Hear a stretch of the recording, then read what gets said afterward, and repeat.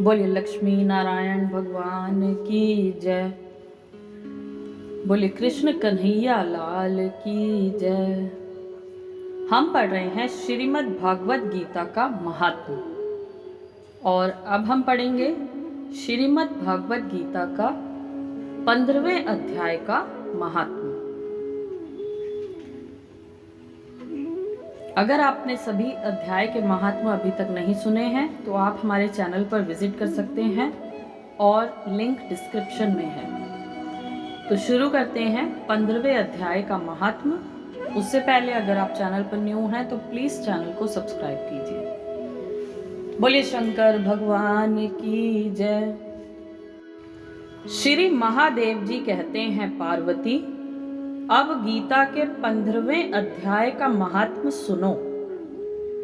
गौड़ देश में कृपाण नरसिंह नामक एक राजा थे, जिनकी तलवार की धार से युद्ध में देवता भी परास्त हो जाते थे।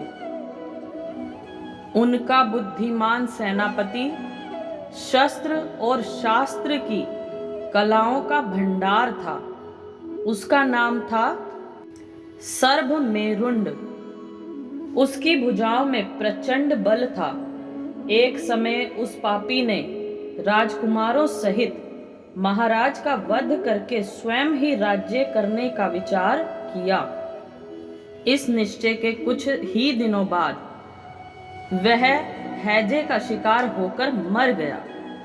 थोड़े समय में वह पापात्मा अपने पूर्व कर्म के कारण सिंधु देश में एक तेजस्वी घोड़ा हुआ। उसका पेट सटा हुआ था। घोड़े के लक्षणों का ठीक ठीक ज्ञान रखने वाले किसी वैश्य के पुत्र ने बहुत सा मूल्य देकर उस अश्व को खरीद लिया और यत्न के साथ उसे राजधानी तक वह ले आया।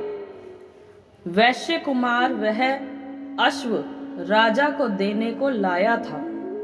यद्यपि राजा उस वैश्य कुमार से परिचित थे, तथापि द्वारपाल ने जाकर उसके आगमन की सूचना दी। राजा ने पूछा, किस लिए आए हो? तब उसने स्पष्ट शब्दों में उत्तर दिया, देव, सिंधु देश में एक उत्तम लक्षणों से संपन्न अश्व था, जिसे तीनों लोकों का एक रत्न समझकर मैंने बहुत सा मूल्य देकर खरीद लिया है। राजा ने आज्ञा दी, उस अश्व को यहाँ ले आओ। वास्तव में वह घोड़ा गुणों में उच्च श्रवा के समान था। सुंदर रूप का तो मानो घर ही था। शुभ लक्षणों का समुद्र जान पड़ता था। वैश्य घोड़ा ले आया और राजा ने उसे देखा। अश्व का लक्षण जानने वाले अमात्यों ने इसकी बड़ी प्रशंसा की। सुनकर राजा अपार आनंद में निमग्न हो गए और उन्होंने वैश्य को मुंह मांगा सुवर्ण देकर तुरंत ही उस अश्व को खरीद लिया। कुछ दिनों के बाद एक समय राजा शिकार खेलने के लिए उत्सुक हो उसी घोड़े पर चढ़कर वन में गए। वहां मृगों के पीछे उन्होंने अपना घोड़ा बढ़ाया। पीछे पीछे सब ओर से दौड़कर आते हुए समस्त सैनिकों का साथ छूट गया। वे हिरणों द्वारा आकर्षित होकर बहुत दूर निकल गए। प्यास ने उन्हें व्याकुल कर दिया। तब वे घोड़े से उतरकर जल की खोज करने लगे। घोड़े को तो उन्होंने वृक्ष की डाली में बांध दिया और स्वयं एक चट्टान पर चढ़ने लगे। कुछ दूर जाने पर उन्होंने देखा कि एक पत्ते का टुकड़ा हवा से उड़कर शिलाखंड पर गिरा है। उसमें गीता के 15वें अध्याय का आधा श्लोक लिखा हुआ था। राजा उसे बांचने लगे। उनके मुख से गीता के अक्षर सुनकर घोड़ा तुरंत गिर पड़ा और अश्व शरीर को छोड़कर तुरंत ही दिव्य विमान पर बैठकर वह स्वर्ग लोक को चला गया।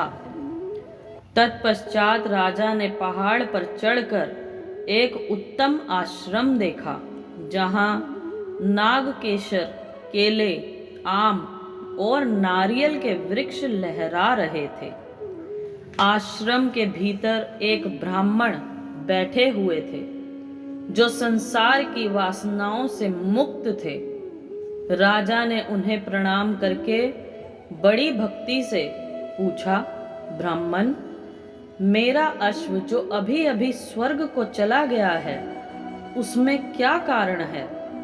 राजा की बात सुनकर त्रिकालदर्शी, मंत्रवेत्ता एवं महापुरुषों में श्रेष्ठ विष्णु शर्मा नामक ब्राह्मण ने कहा, राजन, पूर्व काल में तुम्हारे यहाँ जो सर्भ मेरुंड नामक सेनापति था, वह तुम्हें पुत्रों सहित मारकर स्वयं राज्य हड़प लेने को तैयार था।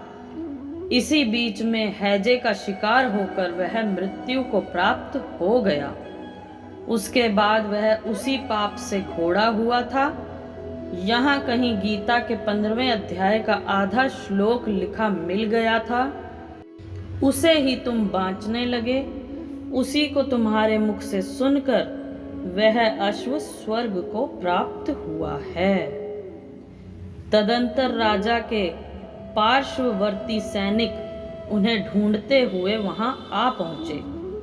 उन सबके साथ ब्राह्मण को प्रणाम करके राजा प्रसन्नता पूर्वक वहां से चले और गीता के 15वें अध्याय के श्लोकाक्षरों से अंकित उसी पत्र को बाँच बाँच कर प्रसन्न होने लगे। उनके नेत्र हर्ष से खिल उठे थे। घर आकर उन्होंने मंत्रवेत्ता मंत्रियों के साथ अपने पुत्र सिंह बल को राज्य सिंहासन अभिषिक्त किया और स्वयं 15वें अध्याय के जप से विशुद्ध चित्त होकर मोक्ष प्राप्त किया। बोलिए विष्णु भगवान की जय। बोल लक्ष्मी नारायण भगवान की जय। अब हम उस 15वें अध्याय को पढ़ेंगे जिसके बारे में बात की गई है। ओम श्री परमात्मने नमः। 15वां अध्याय। उसके उपरांत श्री कृष्ण भगवान फिर बोले कि हे अर्जुन, आदि पुरुष परमेश्वर रूप मूल वाले और ब्रह्मा रूप मुख्य शाखा वाले जिस संसार रूप पीपल के वृक्ष को अविनाशी कहते हैं तथा जिसके वेद पत्ते कहे गए हैं, उस संसार रूप वृक्ष को जो पुरुष मूल सहित तत्व से जानता है, वह वेद के तात्पर्य को जानने वाला है। हे अर्जुन, उस संसार वृक्ष की तीनों गुण रूप जल के द्वारा बड़ी हुई एवं विषय भोग रूप कोपलों वाली देव, मनुष्य और त्रियक आदि योनि रूप शाखाएं नीचे और ऊपर सर्वत्र फैली हुई हैं तथा मनुष्य योनि में कर्मों के अनुसार बांधने वाली अंगहता, ममता और वासना रूप जड़ें भी नीचे और ऊपर सभी लोकों में व्याप्त हो रही हैं। परंतु इस संसार वृक्ष का स्वरूप जैसा कहा है वैसा यहाँ विचार काल में नहीं पाया जाता है, क्योंकि ना तो इसका आदि है और ना अंत है तथा ना अच्छी प्रकार से स्थिति है। इसलिए इस अंगहता, ममता और वासना रूप अति दृढ़ मूलों वाले संसार रूप पीपल के वृक्ष को दृढ़ वैराग्य रूप शस्त्र द्वारा काटकर उसके उपरांत उस परम पद रूप परमेश्वर को अच्छी प्रकार खोजना चाहिए कि जिसमें गए हुए पुरुष फिर पीछे संसार में नहीं आते हैं और जिस परमेश्वर से यह पुरातन संसार वृक्ष की प्रवृत्ति विस्तार को प्राप्त हुई है, उस ही आदि पुरुष नारायण के मैं शरण हूं।